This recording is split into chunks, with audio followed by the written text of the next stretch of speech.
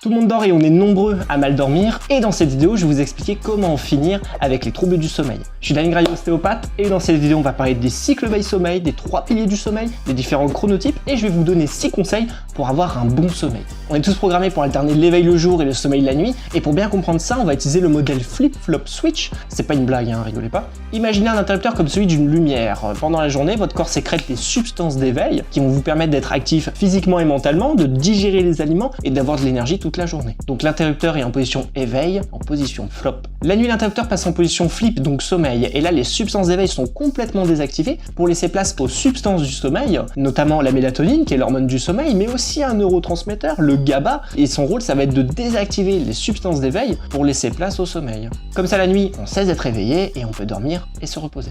Donc pour être correctement éveillé, il faut que le mode sommeil soit complètement désactivé, et c'est la même chose dans le sens inverse. Mais comment ça marche le sommeil, surtout ce cycle veille-sommeil? Le jour commence à se lever, vos yeux captent la lumière et vont indiquer et informer le centre du contrôle, le commandant du sommeil, qu'on appelle le noyau suprachiasmatique, qui est situé au niveau du cerveau, et dès qu'il est stimulé, il va alors sécréter une substance d'éveil qu'on appelle l'hypocrétine. Et l'hypocrétine va alors stimuler d'autres substances d'éveil comme l'adrénaline, la dopamine ou encore l'acétylcholine, qui vont alors vous réveiller. En gros, dès que l'hypocrétine est libérée, elle va indiquer à votre système d'éveil qu'il est temps de s'activer. Tout au long de la journée, votre cerveau va sécréter et accumuler de l'adénosine, qui est une espèce de baromètre chimique et qui va permettre d'indiquer à votre système de sommeil de se déclencher. Plus il y a d'adénosine dans le cerveau et plus vous avez besoin et envie de dormir. Et ce besoin de sommeil, on peut le comparer à un sablier. Plus longtemps vous restez éveillé, plus le sablier se vide, moins vous avez d'énergie et plus vous avez envie de dormir. Après une bonne nuit réparatrice, l'adénosine disparaît, le sablier est à nouveau rempli et vous avez à nouveau plein d'énergie. Bref, la journée passe, le soleil commence à se coucher, vos yeux captent moins de lumière, ce qui informe le commandant du sommeil qu'il va falloir petit à petit passer en mode sommeil. Donc le passage de l'un à l'autre se fait en fin de journée. Environ 2 heures avant l'activation du mode sommeil, votre cerveau va sécréter de la mélatonine, qui est l'hormone du sommeil. Et dès que la mélatonine est suffisamment produite dans le cerveau, il va alors désactiver le système d'éveil grâce au GABA et à la galanine pour que le processus de sommeil puisse se déclencher. Donc la nuit tombe, le village s'endort. Pendant que vous dormez, vous rêvez, votre inconscient vous dit de vous abonner à cette chaîne. Chut, écoutez-le.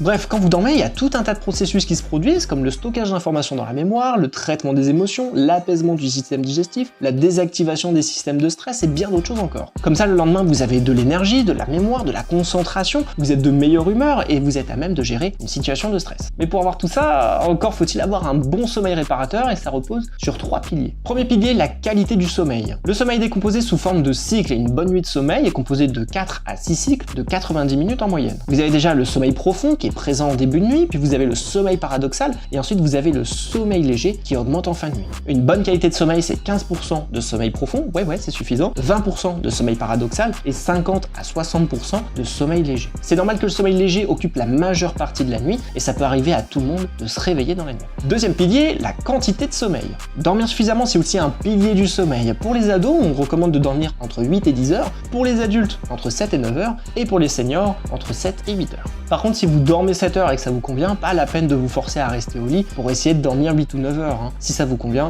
il n'y a pas de problème. Troisième pilier, le timing. C'est avant tout le rythme de chacun qui détermine la meilleure heure de coucher et de lever, et c'est beaucoup plus efficace que de tenir un rythme strict qui pourrait ne pas vous convenir. Certaines personnes préfèrent se coucher tôt, d'autres plus tard, c'est ce qu'on appelle le chronotype, et il faut connaître son chronotype pour déterminer ses heures de coucher et de lever idéales. Le chronotype, c'est votre horloge interne, celle qui vous dit je préfère me coucher à telle heure, me lever à telle heure, et j'ai plus d'énergie à telle heure. C'est déterminé de manière génétique d'environ 30%, mais c'est surtout influencé par les saisons, l'exposition à la lumière, le sexe ou encore l'âge. Les ados par exemple ont tendance à être un peu plus lève-tard du fait de leur sécrétion hormonale, et plus on avance dans l'âge, plus on a tendance à devenir matinal. Plus vous pourrez vivre, travailler, manger et dormir en fonction de votre chronotype, et meilleure sera votre santé. Il existe 5 chronotypes, et le premier c'est un type très tardif. C'est quelqu'un qui ne peut pas s'endormir avant 2-3 heures du matin et qui a du mal à se lever avant 10 heures. Mais ça veut pas dire qu'il est paresseux, juste qu'il a son propre rythme. Si vous êtes de ce type, alors planifiez vos activités les plus importantes en fin de journée et vous êtes plutôt fait pour un travail de nuit ou un travail en soirée. Deuxième chronotype, un type tardif modéré. Là c'est quelqu'un qui s'endort entre minuit 45 et 2h du matin et qui a un réveil de préférence entre 8h30 et 10h. Si vous êtes de ce type, vous avez plus d'énergie entre 16h et 20h, donc si c'est possible pour vous, commencez plus tard le matin pour terminer plus tard l'après-midi. Le risque avec le type tardif modéré, c'est qu'il peut facilement décaler son chronotype, parce que très souvent le soir, ils se sentent bien avec la sensation d'être réveillés. Donc si vous envoyez encore des emails à 23h, vous signalez à votre cerveau que c'est pas le moment de déclencher le système de sommeil et qui doit rester éveillé. C'est pas parce que vous êtes de cible qu'il faut rester mentalement actif après 22h30, comme pour regarder des écrans, travailler ou faire du sport à haute intensité. Troisième chronotype, un type neutre ou intermédiaire. Ça signifie que vous n'êtes ni matinal ni tardif et que vous vous couchez très souvent entre 22h45 et minuit 45 avec un réveil de préférence entre 6h30 et 8h30. La plupart se sentent bien en se couchant de 23h à 7h du matin et vos meilleurs moments se situent en fin de matinée et en début d'après-midi. Quatrième chronotype, un type matinal modéré. C'est plutôt quelqu'un qui se couche entre 21h30 et 22h45 et qui se lève de préférence entre 5h et 6h30. Si vous êtes de ce type, alors vos meilleurs moments sont situés le matin, donc planifiez vos rendez-vous les plus importants en matinée et si c'est possible pour vous, planifiez les tâches qui vous demandent le moins d'efforts possible dans l'après-midi.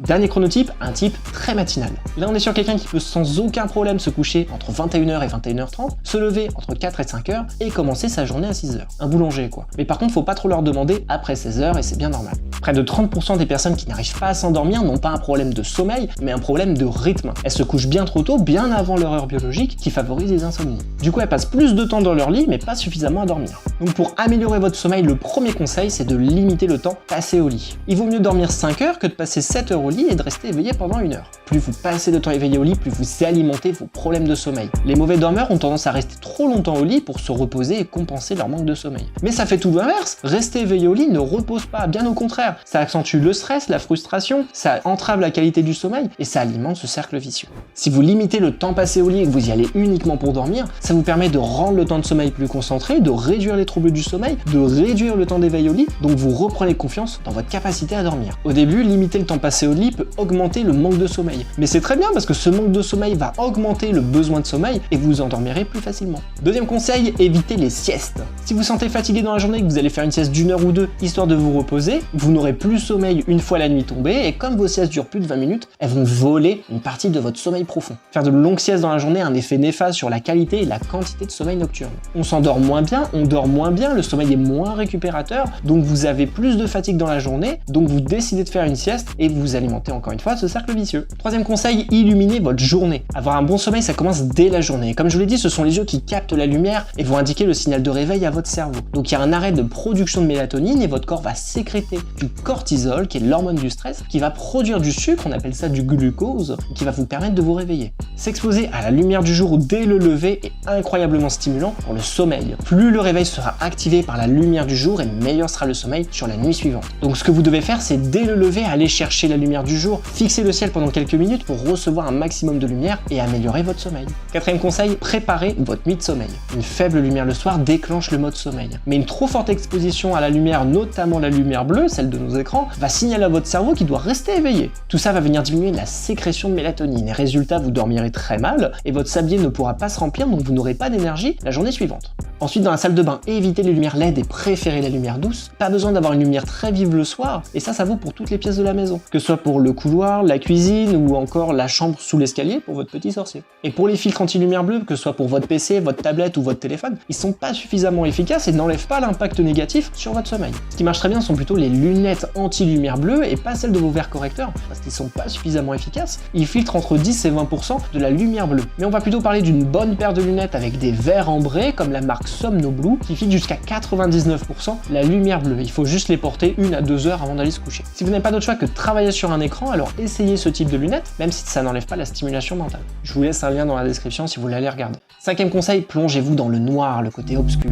C'est la mélatonine qui déclenche le mode sommeil et elle est primordiale pour avoir une bonne qualité de sommeil, à condition qu'il fasse sombre. Ce sont les yeux qui captent la lumière et qui vont indiquer à votre cerveau qu'il est temps d'aller se coucher. Et d'ailleurs, le mot mélatonine, ça vient du grec mélas, qui veut dire sombre. La mélatonine aime beaucoup l'obscurité et plus votre environnement sera sombre, meilleur sera votre sommeil. Sixième conseil, changez de réveil. Si vous avez un bon réveil, vous améliorez votre nuit de sommeil. Mais du coup, comment bien se réveiller? Avec la lumière. Comme je vous l'ai dit, vous pouvez ouvrir le volet et regarder le ciel pendant quelques minutes histoire d'avoir de la lumière naturelle, qui est d'ailleurs 100 fois supérieure à la lumière artificielle. Mais s'il fait encore nuit, vous pouvez utiliser un réveil lumineux, puisque ce type de réveil va imiter le lever du soleil en augmentant petit à petit l'intensité de la lumière. Et des études ont montré que grâce à ce type de réveil, vous réveillez de meilleure humeur et vous êtes plus reposé. Et on va pas se le cacher, c'est quand même plus agréable que de se réveiller avec un gros réveil sonore. J'ai personnellement testé et je vous le recommande, Je vous laisse un lien dans la description, ça coûte une vingtaine d'euros. Mais par contre, ne dormez pas la nuit avec les volets ouverts parce que même une luminosité de 5 lux, donc la pollution lumineuse ou encore le clair de lune, peut perturber votre sommeil.